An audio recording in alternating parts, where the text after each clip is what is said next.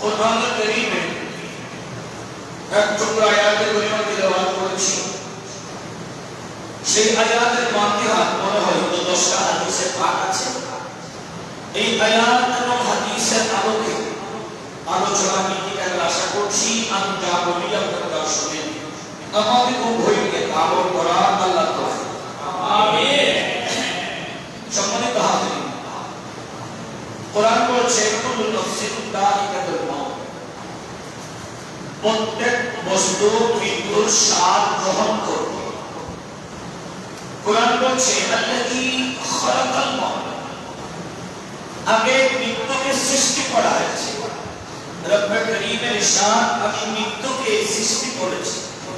ওয়াল হায়াতা, তারপর হায়াতকে লিয়াবলুয়াকুম, পরীক্ষা করার জন্য, ইমতিহান করার জন্য, যাচাই বাছাই করার জন্য।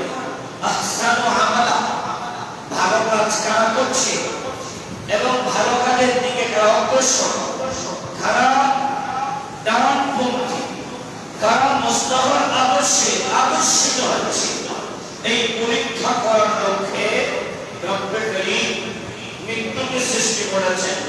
তারপর হায়াত, কিউ কারণ একটা আল্লাহ 8খানা জান্নাত বানিয়েছেন, 7খানা জাহান্নাম বানিয়েছেন। 8খানা জান্নাতে নবী মুস্তাফার উম্মত সবার আগে জান্নাতে যাবে। সেই জান্নাতে পাঠানোর এরাদা করে রব্বুল করিম বলে মৃত্যুর স্বাদটা সকলকে গ্রহণ করতে হবে। আর মৃত্যুর স্বাদ কারো জন্য নিয়ামত আর কারো জন্য কষ্টসাধ্য হবে। কারণ যে ব্যক্তি দুনিয়াতে রব্বুল করিমের রিয়াজত, মুরাকাবা, মুশাহাদা, তাসবিহ, আপনার ইরাসকারের সমন্বয়ে, ইবাদতের সমন্বয়ে রব্বুল করিমকে রাদিয়াল্লাহু আনহু ওয়া রাদু আনহু, যালিকা লিমান খাশিয়া রাব্বাহ, রব্বুল করিমকে রাজি করতে পারে, সেই ব্যক্তি কামিয়াব হবে। সুবহানাল্লাহ। মেরে হাজিরিন, কুল্লু নাফসিন যায়িকাতুল মাউত, প্রত্যেক বস্তু মৃত্যুর স্বাদ গ্রহণ করবে। সেই মৃত্যুর স্বাদ গ্রহণ আমাদের বাবা করেছেন, আমাদের পরিবার পরিজনের অসংখ্য আওলাদ ফরজনক করেছেন, অচিরে আমরাও করব। যারা আগে দিয়েছেন তারা ভালো অবস্থায় দিয়েছেন। আমাদের অবস্থা কি হবে? আমরা মৃত্যুবরণ করার সময় আমাদের সাথে কি যাবে? কারণ প্রতিটা ক্ষেত্রে আপনি মৃত্যুর শব্দের অর্থ হলো, মওত শব্দের অর্থ হলো ট্রান্সফার হওয়া, এবার থেকে ওপার যাওয়া। আমরা ইন্তিকাল করি, এইবার থেকে ওপার যাওয়া। আমি দুনিয়া থেকে সাময়িক মৃত্যুবরণ করলেও আমাকে যখন সরাসরি নাজাত করে আমার পরিবার পরিজন যখন মাটির তলাতে দাফন করবে, দাফন করে মাটি চাপা দিতেই দেরি রব্বুল করিম বলে সেই ব্যক্তি আবার পুনর্জীবিত হয়। কবরে যখন যাবেন আপনার কাছে দুজন ফেরেশতা রব্বুল করিমের হুকুম নিয়ে আসবেন, সওয়াল করবেন তিনটা। তিন প্রশ্নের ভিতরে একটা প্রশ্ন হলো আপনার দ্বীনটা কি? তো আপনি মুসলমান হিসেবে বললেন দ্বীন ইসলাম, আমার দ্বীনটা হলো ইসলাম। ইসলাম শব্দের অর্থ হলো শান্তি, স্বাধীনতা, উদারতা, বাস্তবতা, একতা, সাম্যতা, উষ্ণতা, শান্তি আর শৃঙ্খলা। তো আপনার কাছে যখন প্রশ্ন করা হবে আপনার নবীকে, তো আপনি বলবেন মুহাম্মাদুর রাসূলুল্লাহ, আমার নবী মুহাম্মদ যিনি আল্লাহর রাসূল। তো আপনি মুহাম্মাদুর রাসূলুল্লাহ বললেন। তো মুহাম্মাদুর রাসূলুল্লাহর আদর্শটা আপনার জীবনে আছে কিনা? আপনি যে নবীর উম্মত বলেছেন, আপনার নবী আপনার নবী মুহাম্মদ এটা বলেছেন, তো আল্লাহ যদি জিজ্ঞেস করে সেই নবীর আদর্শটা তোমার আমার জীবনে বাস্তবায়িত ছিল কিনা, উত্তর দেওয়ার মতো কোনো সঠিক উত্তর আমাদের থাকবে না। প্রথম প্রশ্নটা হবে তোমার রবকে। আমি বললাম রব্বি আল্লাহ, আমার রব হলো আমার আল্লাহ। আমি আল্লাহর প্রশংসা করলাম। তো আমি যখন মারা যাব, সেই রব্বে করিমের হুকুম আহকাম যদি আমার সঙ্গে না যায়, রব্বে করিমের দেওয়া আমানত আমার চরিত্রে যদি ফুটে না উঠে, আমার রব কি আমার উপর খুশি হবে? তো আমার রব যদি আমার উপর খুশি না হয়, আমি রব্বে করিমের সামনে তো দাঁড়াতে পারবো না। আমি আমার নবীর উম্মত, আমি বলছি, তো আমার নবীর সামনে আমি দাঁড়াতে পারবো না।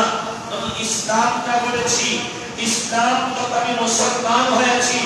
মুসলমানের আদর্শ যদি আমার কাছে না থাকে, সেই ইসলাম শব্দটা আমার পক্ষে বলবে না। আর যদি আমি আমার জীবনটাকে মুস্তাফা রঙে রঙিন করে ইসলাম অর্থ শান্তি, স্বাধীনতা, উদারতা, মানবতা, সেই আদর্শ যদি আমার আপনার জীবনে বাস্তবায়িত হয়, ইসলামটা আমার জন্য রৌনক হয়ে যাবে। আমার নবী সরওয়ারে কায়নাত সাল্লাল্লাহু তাআলা আলাইহি ওয়াসাল্লাম হাদিসে পাকের মধ্যে বলছেন, সাইয়্যিদনা আবু মুসা আশআরী থেকে রওয়ায়াত হাদিস কানা নবী সরওয়ারে কায়নাত ইরশাদ করছেন, ক্বালা রাসূলুল্লাহ সাল্লাল্লাহু তাআলা আলাইহি ওয়াসাল্লাম, প্রতিটা জুমাতে বলছি, নবীর নাম যখন শুনবেন, নবীর উপর দরুদ পড়তে হবে।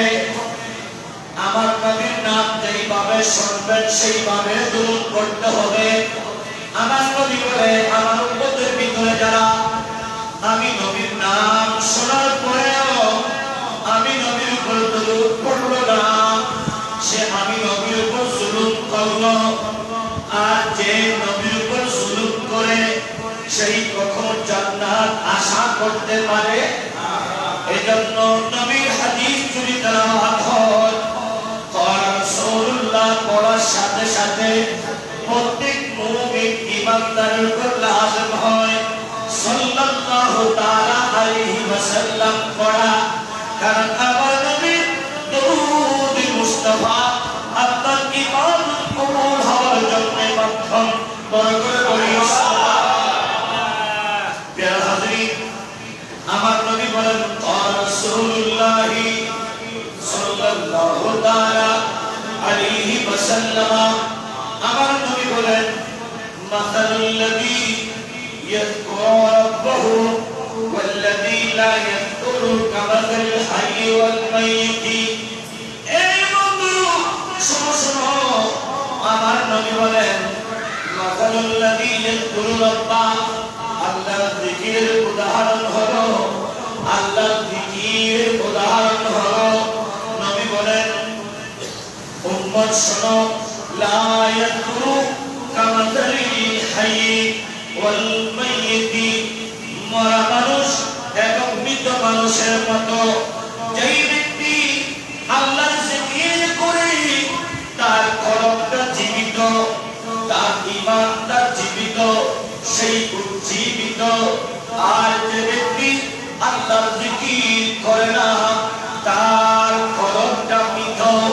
এজন্য নবী বলেন, উম্মত শোনো শোনো, আল্লাহর জিকিরকারী হলো জীবিত মানুষের ন্যায়, আর আল্লাহর জিকির হতে গাফেল ব্যক্তি হলো মৃত মানুষের মতো। বড় করে বলি সুবহানাল্লাহ।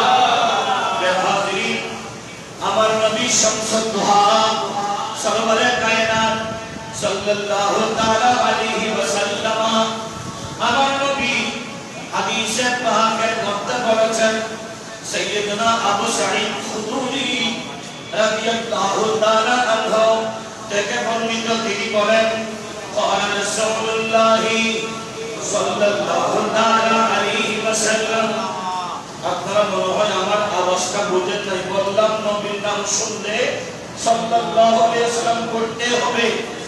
নবীর উম্মত যদি দাবি করা হয়, নবীর উম্মতের জন্য নবী অত্যাবশ্যক করে দিয়েছেন নবীর নাম শোনার সাথে সাথে নবীর দরুদ মুস্তাফা পড়তে হবে।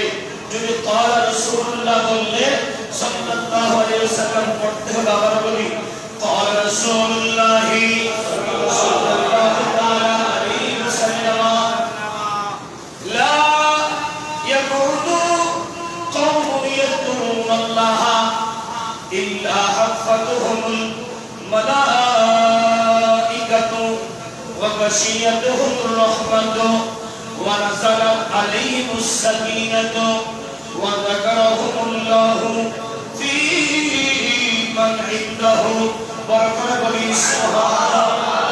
মুমিনু আমার নবীর সাহাবী সাইয়্যিদুনা আবু সাঈদ খুদরি রাদিয়াল্লাহু তাআলা আনহু বর্ণনা করেন, আমার নবী বলেন, উম্মত শোনো শোনো, নবী বলেন ঈমানদার পুরুষগণের যে দল রব্বে করিমের জিকিরের উদ্দেশ্যে জিকিরের মজলিস কায়েম করে, আবার বলি যারা রব্বে করিমের জিকিরের উদ্দেশ্যে জিকিরের মজলিস জিকিরের মাহফিল কায়েম করেন, রব্বে করিম ফেরেশতাগণ রব্বে করিমের ফেরেশতাগণ ওই মজলিস ওই মাহফিলকে বেষ্টন করে রাখেন। বড় করে বলেন সুবহানাল্লাহ। প্যারা হাজিরিন, প্যারা হাজিরিন বেষ্টন করে রাখেন ফী মান ইনদাহু। আমার নবী বলেন রব্বে করিম আল্লাহ রব্বে করিমের রহমত তাদেরকে ডেকে ফেলে, তাদের প্রতি আল্লাহর অনুপম শান্তি অবতীর্ণ হয় এবং রব্বে করিম আল্লাহ তার নিকটস্থ ফেরেশতাদের সাথে তাদের সুখিয়াতির বিষয় আলোচনা করে থাকেন। বড় করে বলি সুবহানাল্লাহ। আল্লাহর জিকিরের মজলিস যেখানে হয়, রহমতের ফেরেশতা যেভাবে ঘেরাও দিয়ে থাকে তেমনি ভাবে আল্লাহর রহমত ওই বান্দাদেরকে বেষ্টনী দিয়ে থাকে। আর আমার রব্বে করিম ওই বান্দাদেরকে নিয়ে ফেরেশতাদের কাছে তাদের নাম সুনাম তাদের আলাপচারিতা করেন। কারণ যখন বান্দা আল্লাহর জিকিরে মশগুল হয়, ওই বান্দার সাধারণ বান্দা থাকে না। যেই বান্দার কলবে আল্লাহর ভয়ে আল্লাহর জিকির বের হবে, ওই বান্দা দামি মানুষ বনে যায়। সুবহানাল্লাহ। এজন্য যারা হাজিরিন, আমার নবী সরওয়ারে কায়নাত সাল্লাল্লাহু আলাইহি ওয়াসাল্লামের সাহাবা রাইসুল মুফাসসির আব্দুল্লাহ ইবনে আব্বাস রাদিয়াল্লাহু তাআলা আনহু থেকে বর্ণিত, তিনি বলেন ক্বালা রাসূলুল্লাহ সাল্লাল্লাহু তাআলা আলাইহি ওয়াসাল্লাম আশ-শাইতানু জাইমুন আলা কলবি ইবনি আদম ফাইদা যাকারাল্লাহ খানাসা ওয়া ইদা গাফালা ওয়াসওয়াসা। আমার নবীর সাহাবী রাইসুল মুফাসসির সালাতুন ইয়া রাসূলুল্লাহ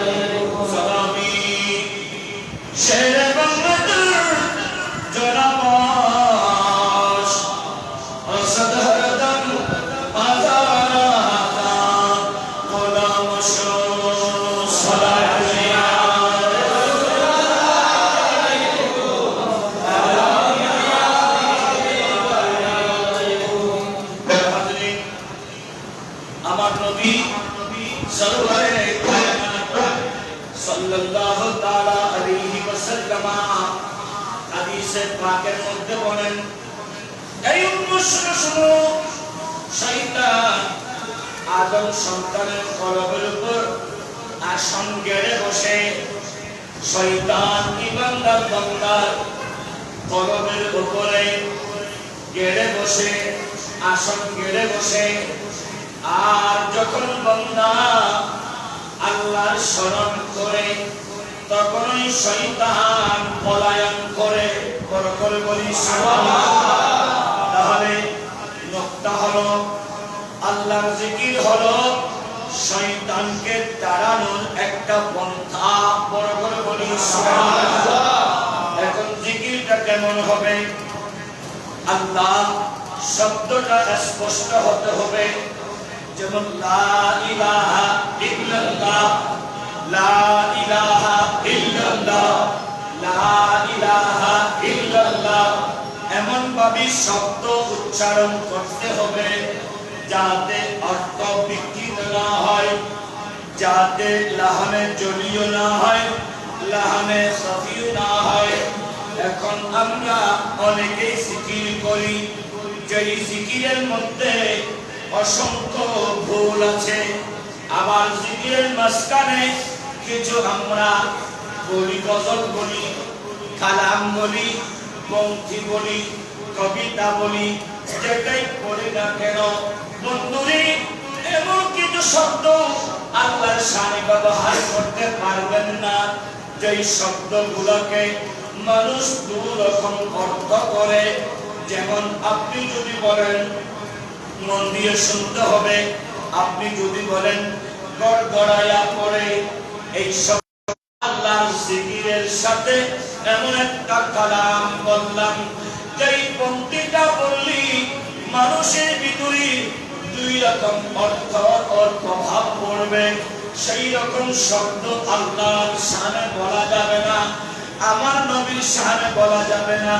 যেমন আমরা আমাদের কন্যাদেরকে শাদী দিই, আমাদের মেয়েদেরকে, আমাদের ছেলেদের জন্য পুত্র বধূ আনি, আনার আগে আমরা অতিথিদেরকে দাওয়াত দেওয়ার জন্য কিছু কাজের ব্যবস্থা করি। সেই কাজের ভিতরে আমরা বলি জনাব, জনাবা, আছে না নাই? জনাব, জনাবা। আমি যখন জনাব, জনাব, জনাবা বলেছি, শব্দটা আম হয়ে গেছে। এটা সাধারণ মানুষ প্রতিটা মানুষের জন্য ব্যবহার করে। সেই জনাব শব্দটা আর আমার নবীর জন্য ব্যবহার নয়। জনাবে মুহাম্মাদুর রাসূলুল্লাহ বলবেন না, কারণ শব্দটা যদিও সম্মান সূচক কিন্তু শব্দটা আম মানুষের জন্য ব্যবহার হয়ে গেছে। এজন্য জনাবের পরিবর্তে আপনি যদি বলেন আকায়ে নামদার, আকা মুহাম্মাদুর রাসূলুল্লাহ, শব্দটা একেবারে খাস, নবীর জন্য খাস। এজন্য আকা মুহাম্মদ বলার সাথে সাথে আপনার আমার নবী খুশি হবেন, আর আমার নবীর আল্লাহ আমার রব্বে করিম খুশি হবেন। এজন্য আল্লাহর নামের সাথে আপনি এমন কিছু কালাম ব্যবহার করবেন না যেই কালামগুলোর কারণে আপনি প্রশ্নবিদ্ধ হবেন। আমরা সুন্নি, আমাদের পিছনে দুশমন 72টা দল, ঠিক না বেঠি? কয়টা দল? আমরা 32টা দাঁতের ভিতরে একটা জিহ্বার মতো। এজন্য কথা বলার সময় শালীনতার দরকার, নবীর তারিফ করার সময় উদারতার দরকার, রব্বে করিমের জিকিরের সময় একাগ্রতার দরকার।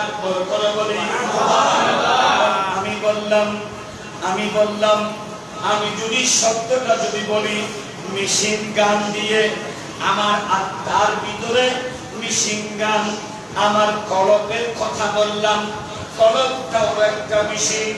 এটা যখন আল্লাহর জিকির করে আল্লাহ আল্লাহ আল্লাহ আল্লাহ আল্লাহ যখন জিকির করবে, কলবটা অটোমেটিক চালু হয়ে যায়। যদি আমি এই অর্থ শব্দটা যদিও সাধারণ হওয়ার কারণে মানুষ দুই দিক অর্থ করে, একটা দল করে ভালোর দিকে, আরেকটা দল করবে খারাপের দিকে। এজন্য যেই শব্দটার অর্থ দুরকম হবে, সেই শব্দ আমার আল্লাহর জিকিরে এলো না, আমার নবীর জিকিরে এলো না। এই শব্দগুলোর কারণেই সমাজের ভিতরে ফিতনা হয়। আর আমি যদি সেই শব্দটার খারাপ অর্থ নিয়ে থাকি, প্রথমে আমাকে আমার ভুলটা সংশোধন করতে হবে, কারণ আমাকে আগে প্রেক্ষাপট দেখতে হবে। যেই ব্যক্তি সেই আল্লাহর জিকিরের সাথে যেই কালামটা করেছে, আমিও আল্লাহর জিকির, পরেও আল্লাহর জিকির, মাঝখানে একটা কালাম, সেই কালাম যখন ভুল করেছে, সেই তো আমার ভাই, কারণ তার নামের আগে হয়তো তাহির লেখা, অথবা তার নামের আগে সাবিরি লেখা, অথবা তার নামের আগে রসবি লেখা, অথবা তার নামের আগে খাদিরি লেখা, অথবা তার নামের আগে আনসারি লেখা, অথবা তার নামের আগে আশরাফি লেখা, অথবা তার নামের আগে নরিমি লেখা।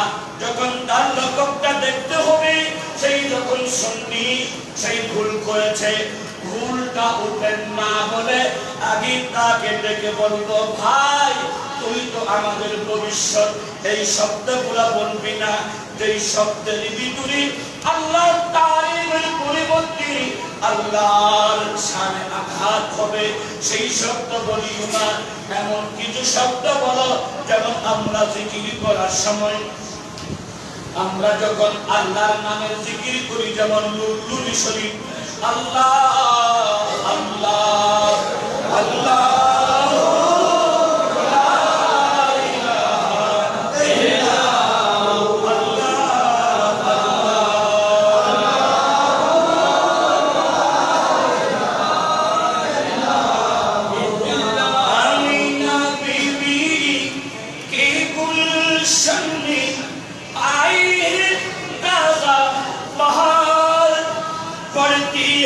सल्लल्लाहु वसल्लम आज दुरूदी बार नबी जी, अल्लाह अल्लाह अल्लाह ला इलाहा इल्लल्लाह अल्लाह अल्लाह ला इलाहा इल्लल्लाह। বন্ধুরা, আমরা আল্লাহর জিকির করি, জিকিরের মাঝখানে যেই পংক্তিটা পড়েছি, আমি বললাম আমেনা বিবিকে গুলশান মে, মা আমেনার ঘরে আমার নবী তশরীফ এনেছেন, আমার নবীর প্রশংসা করেছেন, আমার নবীর তারিফ আমরা করেছি। আল্লাহর জিকিরের মাঝখানে নবীর জিকির করার কারণে রব্বে করিম খুশি হয়, কারণ রব্বে করিম বলি, ইয়া আইয়ুহাল্লাযীনা আমানু সাল্লু আলাইহি ওয়া সাল্লিমু তাসলিমা, বরকত বলি। এজন্য এমন কোন শব্দ বলো না, যেই শব্দ বলার কারণে আল্লাহর জিকির ব্যাঘাত হবে, অর্থ দুরকম হবে। এমন শব্দ, এমন কালাম করো, যেই কালাম করলে ঈমানটা তাজা হবে। আমরা জিকির করার সময় আল্লাহ আল্লাহ আল্লাহ লা ইলাহা ইল্লাল্লাহ আল্লাহ আল্লাহ আল্লাহ লা ইলাহা ইল্লাল্লাহ ইয়া রহমানু ইয়া আল্লাহ ইয়া রহিম ইয়া আল্লাহ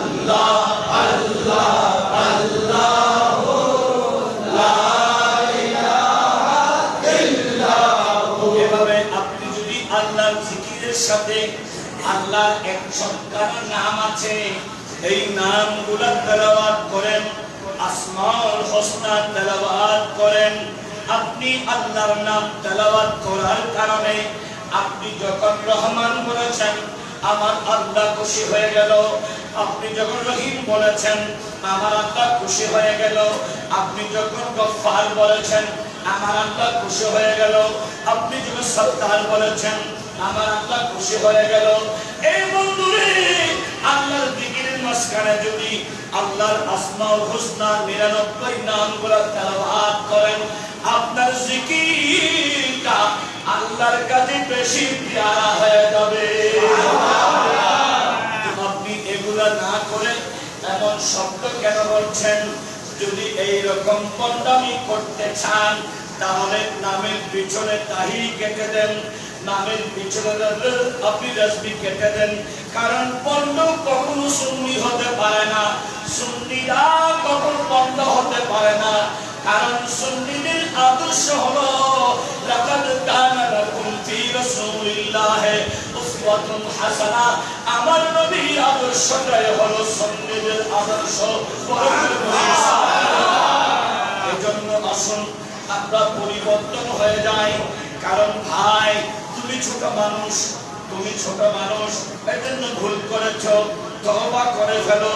তওবা করলে তোমার ইজ্জত যাবে না, ইজ্জতটা বেড়ে যাবে। কারণ মানুষ যদি সব সময় ছোট থাকে, মানুষের সামনে আমি ছোট, নিজেকে যেই ব্যক্তি ছোট মনে করবে, আমার সারা জগৎ মানুষের সামনে ওই ব্যক্তিকে বড় করে দিবে। এজন্য ছোট হওয়াই তোমার জন্য কল্যাণ, বড় হতে দিও না। বড় হওয়া তোমার দরকার নেই। যত বেশি ছোট হতে পারবে তুমি রব্বে করিমের তত বেশি পেয়ারা হবে। ওগো নবী, আপনি রহমাতুল লিল আলামিন, আপনার পেট মোবারকে পাথর বেঁধেছেন কেন? নবী বলে, দুনিয়ার সম্পদ আমার লাগে না, দুনিয়া আমি চাই না, আমি চাই আমার রব্বে করিম রাসাবন্দি। নবী নিজেকে দুনিয়াতে সবার সামনে ছোট করেছেন, কিন্তু নবী উম্মতকে সবার ঊর্ধ্বে করেছেন। আমার নবী ছোট হয়েছেন আর সবার ঊর্ধ্বে উম্মতকে করেছেন। উম্মতকে শিক্ষা দিচ্ছে যে যত বেশি নিজেকে ছোট করতে পারে সেই তত বেশি কল্যাণকর হতে পারে। এজন্য আমাদের সমাজে যারা এইরকম আপনার ভণ্ডামি করছে, এদের বিরুদ্ধে আমাদেরকে সোচ্চার যেমন হতে হবে। আর যারা সুন্নিয়তের ময়দানে ফিতনাবাজি করতেছে তাদের বিরুদ্ধেও সোচ্চার হতে হবে। ফিতনার নাম সুন্নিয়ত নয়, আরে উদ্ধারকার নামই হলো সুন্নিয়ত, একাগ্রতার নামই হলো সুন্নিয়ত, যেটা আল্লাহর ওলিগণ আমাদেরকে শিক্ষা দিয়েছেন। যদি আপনি মেজবানধারীকে বাদ দিতে চাইলে আপনি সুন্নিয়তকে পাবেন না। আবার আপনি জামিয়া আওলাদ রাসূলকে বাদ দিলে তাও হবে না। আমার একটা ওয়াজের ভিতরে আমি এটাই বলেছিলাম, আর মেজবানধার হলো বলি বানানোর কারখানা, আর জামিয়া হলো আলেম বানানোর কারখানা। আপনি একটা থেকে একটাকে আলাদা করতে পারবেন না। এখান থেকে আলেম হয়, আলেমগুলা সারা রন্ধে জায়গায় জায়গায় সুন্নিয়তের পক্ষে কোরআন এবং সুন্নাহ দিয়ে আদিল্লাহর মাধ্যমে আলোচনা করে গোটা সমাজকে সুন্নিয়তের পক্ষে আনছে। আর আমিরুজ্জামান গিয়েছিল হযরতের কদমে, আর হযরত আমিরুজ্জামানকে আমিরুল আউলিয়া বানিয়ে দিয়েছে। আব্দুস সালামি সাবুরি এক গাড়ি নিয়ে কিতাব নিয়ে মুনাজারা করতে গিয়েছিল। আর মুনাজারা কত দূরের কথা, হযরত আওয়াজে কেবলার আদর্শ দেখে কিতাবের পরিবর্তে নিজেই কুরবান হয়ে গেছেন হযরতের কদমে। আজকে আব্দুস সালামি সাবুরি হয়ে গিয়েছে। এরপরে আপনি আপনার মুফতি আজম হযরত আমিনুল হক ফরহাদাবাদী, উনি গিয়েছেন আপনার মুনাজারা করার জন্য।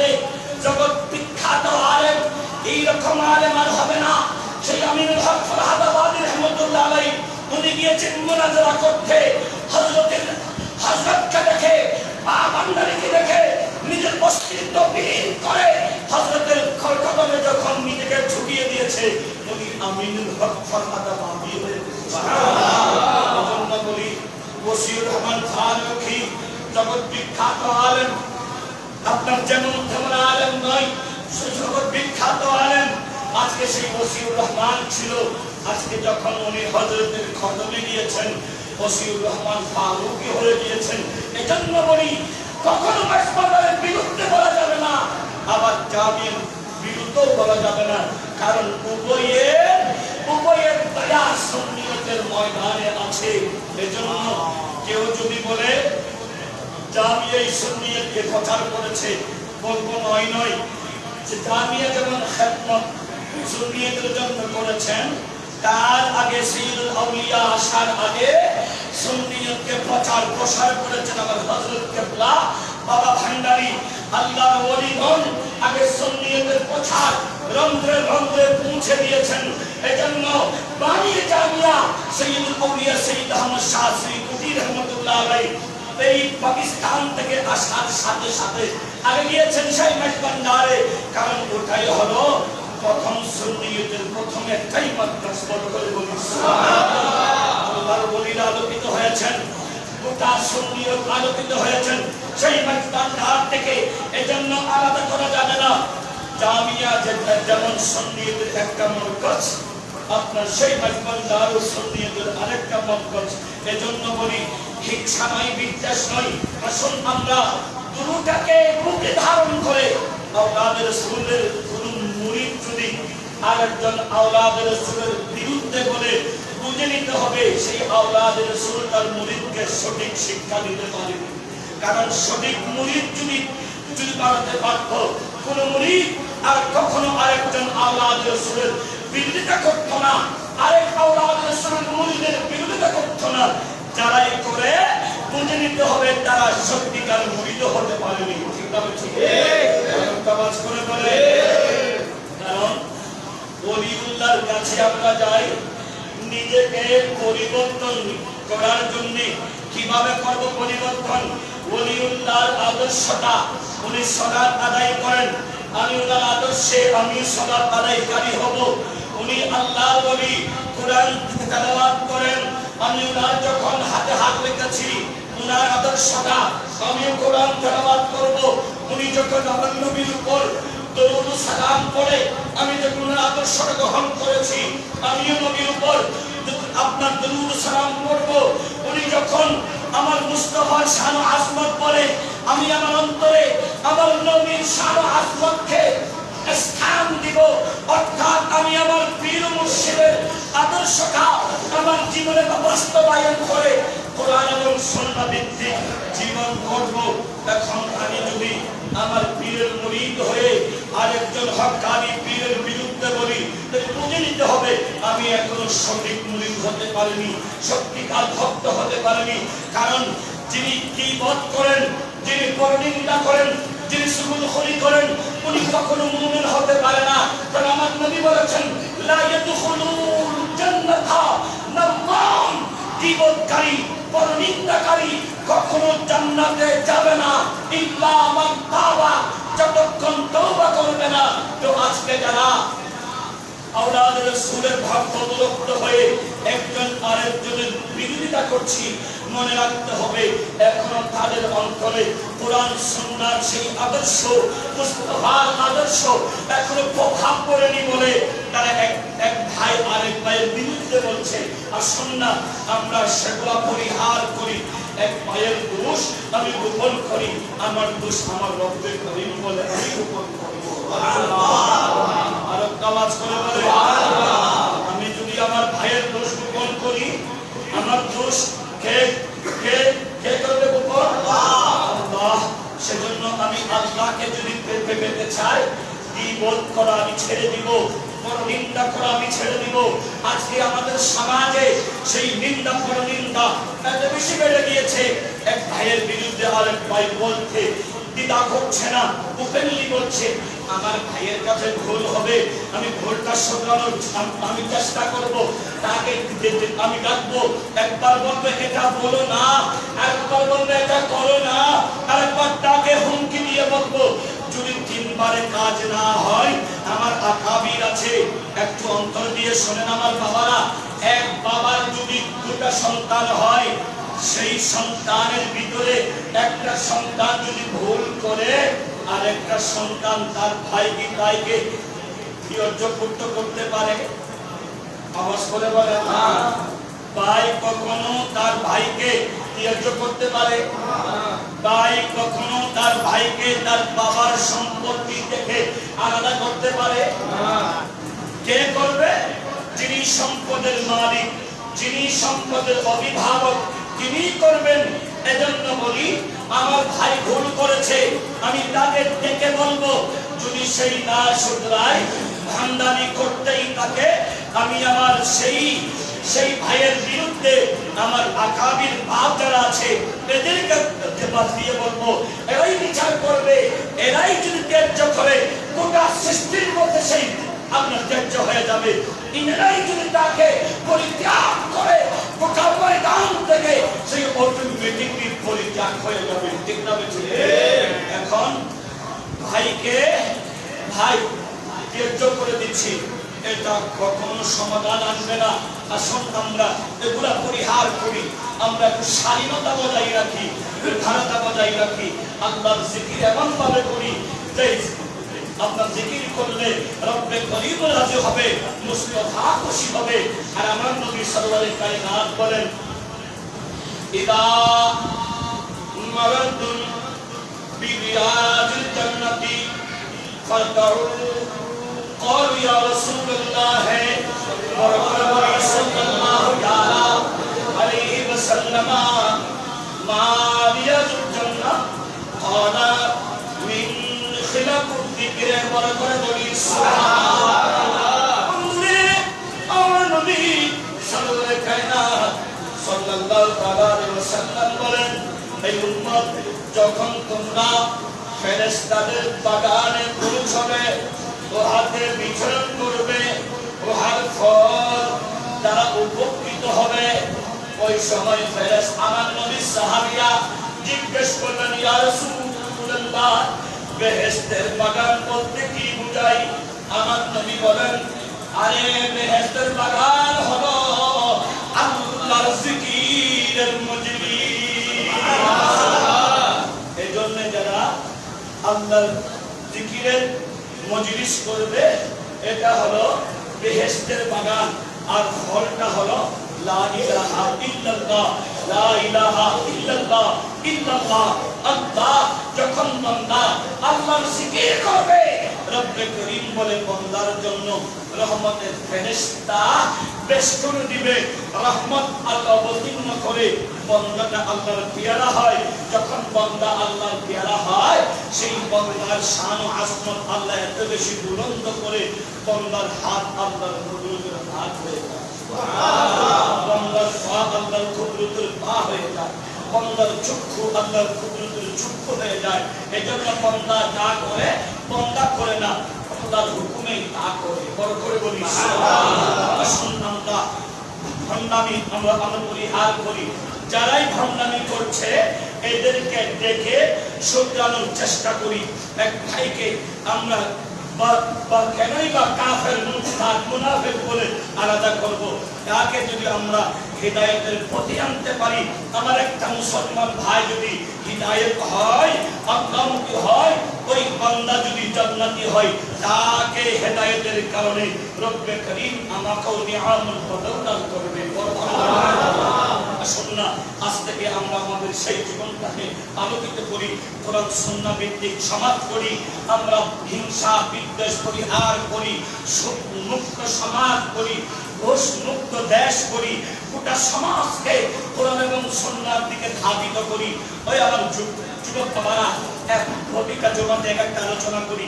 আজকের আরেকটা মশালা হলো, কোন যুবক কোন ব্যক্তি যদি আমার নবীর হাদিসে পাক আমার রাসূল বলে, তোমরা কখনো পানির স্থানে পানিওয়ালা কুফে অথবা গর্তে প্রস্রাব করো না, দাঁড়িয়ে প্রস্রাব করো না।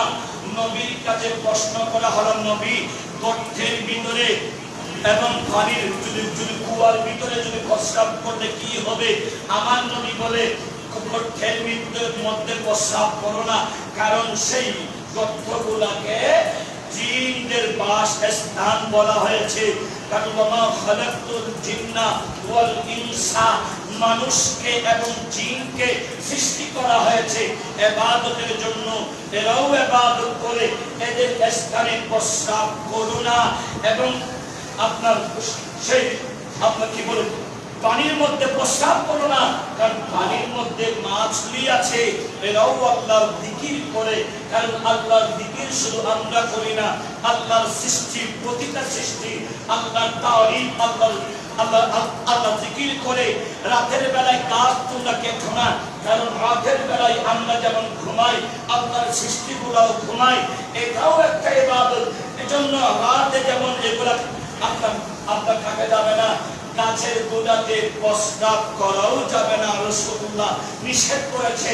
এখন অনেককে দেখছি গাছের গোড়ায়, পানির কুয়াতে, গর্তের মধ্যে প্রস্রাব করছে, এটা মুস্তাফা নিষেধ করেছে। আসুন আমরা নবীর আদর্শটা আমাদের জীবনে ধাবিত করি। আজ থেকে আমরা কখনো দাঁড়িয়ে প্রস্রাব করব না। দাঁড়িয়ে প্রস্রাব করা শয়তানের কাজ। আমরা শয়তান হতে চাই না, আমরা মুস্তাফার উম্মত হতে চাই। আমরা সেই গর্তের মধ্যে প্রস্রাব করবো না, কারণ আমার রাসূল আমাকে নিষেধ করেছে। আমি পানিতে প্রস্রাব করবো না, আমার রাসূল আমাকে নিষেধ করেছে। আমি গাছের গোড়া প্রস্রাব করবো না, আমাকে আমার রাসূল নিষেধ করেছে। আসুন আমরা জীবনটাকে সুন্দর করে সাজাই, ইসলামী জিন্দেগি অনুসরণ করি। রব্বে করিম আমাদের আশা বসা আজকের খিদমত এবং আজকের আলোচনা থেকে আমাদেরকে নিজেকে শুধরানোর জন্য কারো বিরুদ্ধে না বলে সবাইকে বুকে টেনে যিনি ভুল করছেন তার ভুলটা ধরিয়ে দিয়ে তাকে হেদায়েতের প্রতি আনার আমরা চেষ্টা করি। আর আমার কাছে ভুল আছে, আমি নিজেকে ছোট করে আমার ভুলগুলা রব্বে করিমের কাছে চোখের অশ্রু দিয়ে ক্ষমা চাই। যখন বান্দা চোখের অশ্রু দিয়ে রব্বে করিমের কাছে ক্ষমা চাইবে, নবী শামসুদ দুহা বলেন, বান্দার চোখের পানি পড়তে দেরি রব্বে করিমের রহমতের জোয়ার আসতে দেরি হবে।